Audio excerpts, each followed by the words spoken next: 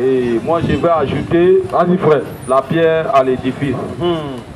Le but de notre présence ici, c'est de présenter le message. Le message est la doctrine du Seigneur Jésus-Christ. Amen. À notre temps aujourd'hui, le temps dans lequel nous vivons, il y a un message, à sortir. Et ce message-là, c'est pour nous ramener à la foi des apôtres.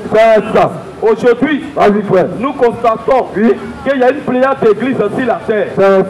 Et toutes les églises se réclament de Jésus. Toutes les églises se réclament de Jésus. Attention. Il y a les catholiques. Il y a les assemblées de Dieu. Il y a les christianistes célestes. Il y a les baptistes. Il y a les témoins de Jéhovah. Il y a plusieurs églises sur la terre. Et toutes ces églises-là disent que Jésus vient. Jésus qui vient bientôt. Jésus vient prendre quelle église? Parce que chaque église a sa doctrine. Les catholiques ont leur manière d'adorer. Les christianistes célestes ont leur manière d'adorer. Les baptistes ont leur manière d'adorer. Les témoins de Jéhovah ont leur manière d'adorer. Maintenant, dans toutes ces confusions-là, Jésus qui revient bientôt, il vient pour quelle église? Si Jésus prend les catholiques, les assemblées de Dieu sont perdues. Si Jésus prend les témoins de Jéhovah, les catholiques et toutes les autres églises sont perdues. Si Jésus prend les mormons, toutes les autres églises sont perdues. Jésus vient pour quelle église?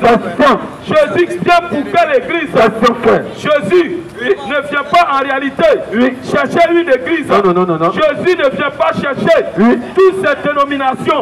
Mais Jésus vient pour chercher l'église qu'il a laissée avec les apôtres. Parce qu'aujourd'hui, plusieurs personnes ne comprennent pas. Ils ne connaissent pas l'histoire de l'église. L'église a commencé avec les apôtres. Et plusieurs personnes disent que c'est l'église catholique qui est la première église. L'église catholique n'est pas la première église. L'église catholique est née à l'an 312. Et l'église du Seigneur Jésus-Christ est née à la Pentecôte, à l'an 33 de notre ère. C'est là que l'église de Jésus-Christ est née. Alors, toi qui vas à l'église, est-ce que tu es de l'église du Seigneur Jésus-Christ? Est-ce que tu es dans la foi apostolique? Est-ce que les disciples de Jésus, ils étaient catholiques? Est-ce que les disciples de Jésus, ils étaient témoins de Jéhovah? Est-ce que les disciples de Jésus, est-ce qu'ils étaient mormons? Est-ce qu'ils étaient baptistes? Est-ce qu'ils étaient assemblés de Dieu? C'est la question que plusieurs personnes ne se posent pas. Mais l'Écriture nous dit, dans le livre de Matthieu 16, Jésus nous dit ici, parce que c'est aux apôtres que Jésus a fait la promesse de l'Église. Est-ce que cette Église-là, c'est catholique? Question. Est-ce que cette église-là, c'est l'Assemblée de Dieu? Est-ce que cette église-là, c'est mormon? Est-ce que cette église, est-ce que c'est les Assemblées de Dieu? C'est les christianistes célestes, c'est les baptistes. Parce qu'au christianisme céleste, ils disent si tu veux adorer Dieu, il faut porter robe de nuit, une robe blanche, avec ceinture de karatéka. Il ne faut pas porter chaussures. Voici aussi la doctrine. Chez les baptistes, ils disent qu'une femme qui doit adorer Dieu, elle doit porter foulard. Est-ce que le voile de la femme, c'est foulard? Est-ce que le voile que Dieu a donné à la femme, est-ce que c'est foulard? Les catholiques, ils disent que Sainte Marie, Mère de Dieu, priez pour nous, pauvres pécheurs. Jusqu'au 21e siècle, ils sont encore pauvres pécheurs. Mais qui est riche dans le péché? Dans le péché, encore qui est riche? C'est-à-dire dans le péché, qui est encore pauvre. Jésus est mort à la croix, pourquoi? Jésus est mort à la croix, pourquoi? Nous les chrétiens, nous ne sommes pas des pauvres pécheurs. Parce que Jésus a fait le prix à la croix. Et Jésus dans les Écritures dit, dans Matthieu 16, à partir du verset 18. Allons-y frère. Et moi je te dis, que tu es Pierre, et que si cette pierre, je bâtirai mon église. Tu vois, Jésus dit, je bâtirai quoi? Je bâtirai mon église. Non, mes églises. Mon église. Non, mes églises. Je bâtirai mon église. Non, Assemblée de Dieu. Mon église. Non, christianisme c'est là. Mon église. Non, baptiste. Je bâtirai mon église. Témoin de Jéhovah. Mon église. Christianisme céleste. Mon église. Jésus dit, je bâtirai mon église. Mon église. Il ne dit pas mes églises. Non. C'est mon église. Une seule église. Donc, ça veut dire que Jésus n'a pas bâti plusieurs églises. Mais Jésus n'a qu'une seule église. Quelle est cette église? Cette église, est-ce que c'est catholique? Est-ce que c'est Assemblée de Dieu? Est-ce que c'est christianisme céleste? Est-ce que c'est baptiste? Est-ce que c'est témoin de Jéhovah? Parce que Jésus dit, je bâtirai mon église. Mon église, adjectif possessif. C'est son église. Remarquez un peu. Remarquez un peu. Jésus dit c'est son église. Donc logiquement, l'église doit porter le nom de Jésus-Christ. Amen. Alors si toi tu es catholique, est-ce que tu es délégué du Seigneur Jésus-Christ? Tu es aux assemblées de Dieu, est-ce que tu es le délégué du Seigneur Jésus-Christ? Est-ce que tu es au Mormon? Est-ce que tu es délégué du Seigneur Jésus-Christ? Tu es au baptiste? Est-ce que tu es délégué du Seigneur Jésus-Christ? Parce que Jésus était clair. Il dit je bâtirai mon église. Une seule église. Jésus n'a pas plusieurs églises. Et cette église-là, c'est cette église qui est née à la Pentecôte, à l'an 33 de notre ère, dans le livre de Actes 2. Acte, lorsque le Saint-Esprit est descendu, c'est là que l'église du Seigneur Jésus-Christ est née. Et après la mort des disciples, à l'an 312, l'église catholique est née. Et cette église-là s'est mariée à la politique, à l'État, à l'an 327. C'est à partir de l'an 327 qu'ils ont introduit les dogmes dans l'église. C'est qu'elle a prié avec les chapelets. Est-ce que dans la Bible, qui a prié avec chapelet? La prière avec les bougies plutôt. La prière de Marie, la prière avec les statues, c'est à partir de l'an 327. Et à partir de 1717, Luther a protesté contre l'église catholique et il est sorti de l'église catholique. On a dénommé protestant. Voilà comment l'église protestante est sortie de l'église catholique à partir de 1717 avec Luther. À cause des catholiques, les protestants, lorsqu'ils sont sortis, ils se sont retournés à s'organiser comme l'église catholique. Ils ont les instituts pastoraux pour former les pasteurs. Est-ce qu'on va à l'école pour devenir pasteur? On ne va pas à l'école pour devenir pasteur. L'école pastorale ne vient pas de Dieu. On est serviteur de Dieu. On ne devient pas serviteur de Dieu. Est-ce que les disciples de Jésus, est-ce qu'ils sont allés dans une école jamais. De Jésus, ils ont payé instruction. Est-ce que les disciples de Jésus, ils ont payé cahier 100 pages? Ils ont payé pic bleu, pic rouge, afin que Jésus les choisisse. L'écriture est claire que les disciples de Jésus, ils ne savaient ni écrit. C'était des hommes sans instruction.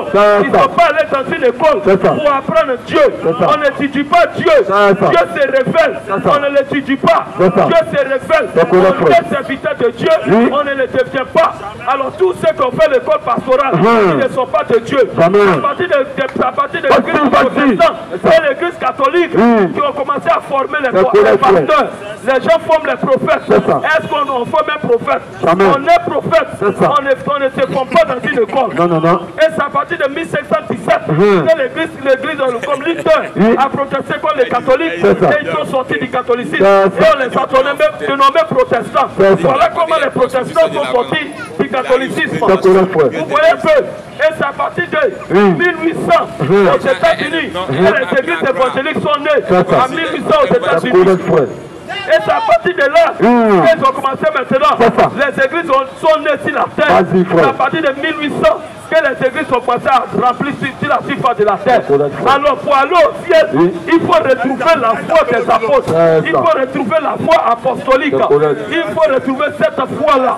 Donc c'est ce message-là que nous sommes venus vous présenter. C'est ce message-là que nous sommes venus vous prêcher. C'est ce message-là que nous sommes venus vous présenter. Parce qu'à partir du 25 au 26 août, du côté de Trèville, à l'école régionale, venez là. Toutes vos questions, vous qui êtes malades, vous qui souffrez, vous qui êtes possédés par des mauvais esprits, venez là, parce que notre Jésus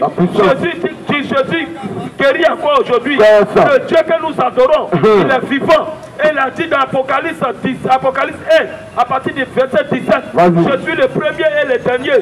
J'étais mort et voici, je suis vivant au siècle des temps. Donc Jésus est vivant.